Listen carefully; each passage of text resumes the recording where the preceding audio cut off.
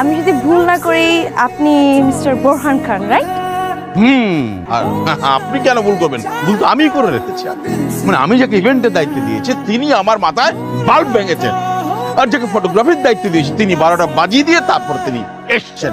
আসলে স্যার আমি ইচ্ছে করে করিনি, মানে আসার সময় আমার স্কুটিটা রাস্তায় নষ্ট হয়ে গিয়েছিল, এই কারণে আমার আসতে একটু। তুমি এই রুমটার আশেপাশে এরকম ঘুরঘুর করতেছো কেন? লাইট লাগাবো। তো সেটা কি পারমিশন আমি তোমাকে দিছি?